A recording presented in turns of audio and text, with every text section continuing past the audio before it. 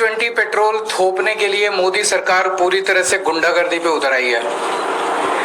अभी कुछ दिन पहले मैंने 29 कंपनियों को चिट्ठी लिखी थी। ये 29 वो कंपनियां हैं जो हमारे देश में मोटरसाइकिल बनाती हैं, स्कूटर बनाती हैं, पेट्रोल पे चलने वाले 2 व्हीलर बनाती हैं, पेट्रोल पे चलने वाले 4 व्हीलर बनाती हैं, कार बनाती हैं, SUV बनाती हैं। उनसे चिट्ठी में मैंने पूछा था कि भाई ये बता दो साफ साफ लिख के कि क्या आपके 2023 से पहले जो बने हुए व्हीकल हैं उन व्हीकल्स में E20 पेट्रोल इस्तेमाल किया जा सकता है। अगर आप कहते हो हाँ किया जा सकता है, तो अगर हमारी गाड़ी E20 की वजह से खराब होती है तो उसको रिपेयर करने का हर्जाना आप दोगे? अगर आप कहते हो हाँ किया जा सकता है, तो क्या माइलेज में जो ड्रॉप आती है उसका हर्जाना आप दोगे? ये चिट्ठी मैंने इन 29 कंपनियों को लिखी थी। 29 में से लिखित में तो जवाब किसी भी का भी नहीं आया, लेकिन 9 कंपनियों के अधिकारियों के साथ फोन पे मेरी लंबी बातचीत हुई पर्सनली। उन्होंने कहा सर मोदी सरकार खुलेआम धमकी दे रही है। बोले जी सच्चाई टेक्निकली इंजीनियरिंग के पॉइंट ऑफ व्यू से सच्चाई ये है कि अगर आप 2023 के व्हीकल्स के ऊपर अगर आप E20 इस्तेमाल करते हो तो व्हीकल खराब होगा, इंजन खराब होगा, फ्यूल टैंक सिस्टम खराब होगा, माइलेज भी ड्रॉप करेगी। ये सच्चाई है। लेकिन हमें धमकी दी गई है मोदी सरकार के द्वारा कि अगर तुमने ये कहा, अगर तुमने पब्लिकली ये कहा जनता के बीच में, तो फिर देख लो खैर नहीं है, तुम्हारा प्लांट बंद करा देंगे, ईडी की रेड करा देंगे, इनकम टैक्स की रेड करा देंगे, सीबीआई की रेड करा देंगे, तुम्हारी कंपनी बंद करा देंगे। तो बोले जी हम ये लिख के नहीं दे सकते। और बोले अगर ये लिख के दे दे, मोदी सरकार दबाव डाल रही है कि ये लिख के दो कि E20 सेफ है।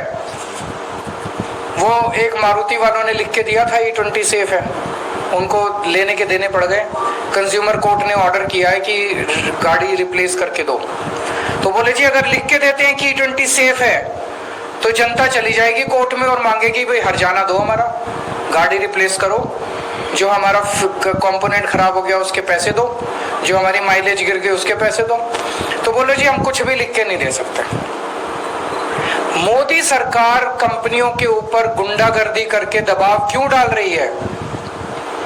गाड़ी जनता ने खरीदनी, पेट्रोल जनता ने इस्तेमाल करना, फिर मोदी सरकार इथेनॉल को क्यों जबरदस्ती कर रही है? 30 करोड़ हमारे देश के अंदर गाड़ियां हैं जो कि 2023 के पहले की बनी हुई हैं। 22 करोड़ कार, 22 करोड़ 2 व्हीलर और 8 करोड़ 4 व्हीलर। इन 30 करोड़ गाड़ियों को मोदी जी कंडम बनाने में लगे हुए हैं, पूरी शिद्दत के साथ लगे हुए हैं मोदी जी इन 30 करोड़ गाड़ियों को कंडम बनाने में। क्यों? क्या इंटरेस्ट है मोदी जी का? इथेनॉल पेट्रोल से महंगा है, इथेनॉल की कैलोरीफिक वैल्यू कम है तो माइलेज कम देता है पेट्रोल से।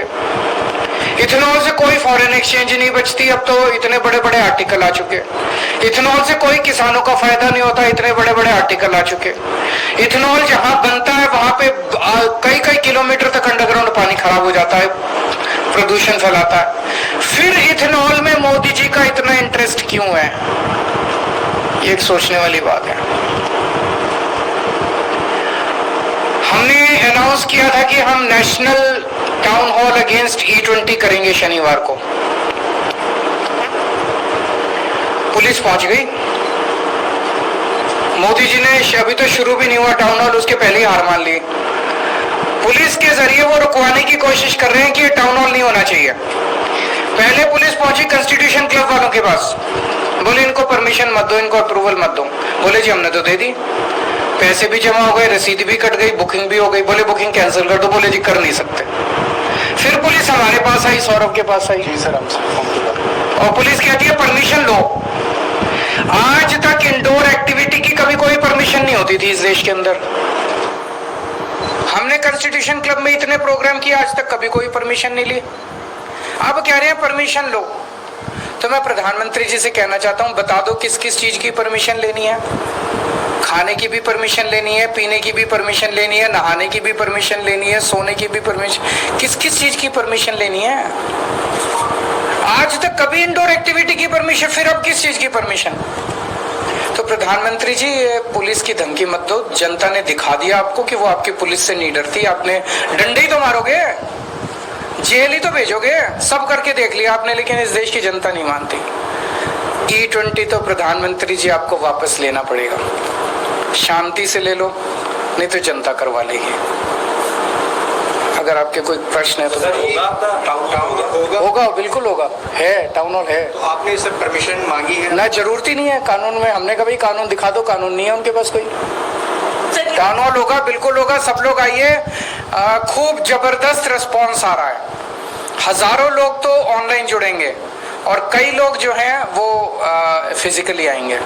सर, मेरा एक सवाल है, जो पेपर लीक का इशू लगातार उठ रहा था, सीजीपी की जो स्पोक पर्सन है उनका कहना है कि उनकी डिमांड थी कि पूरे देश भर में जो स्टूडेंट्स के ऊपर FIR है उसको विड्रॉ किया जाए। फिलहाल सुप्रीम कोर्ट में यही मामला गया, तो सुप्रीम कोर्ट ने आदेश भी दिया है, लेकिन उनका कहना है कि अगर ये विड्रॉल नहीं हुआ तो वो देशव्यापी आंदोलन करेंगे। करना चाहिए, हम उनके समर्थन में हैं। सबके सामने, पूरे देश के सामने जॉइंट प्रेस कॉन्फ्रेंस हुई, जिसमें उनके 2 मंत्री बैठे थे, CJP के 2 लोग बैठे थे, जिसमें पूरे देश के सामने कहा गया कि इन बच्चों के खिलाफ जितनी भी FIR हुई है आंदोलन की, वो वापस ली जाएगी।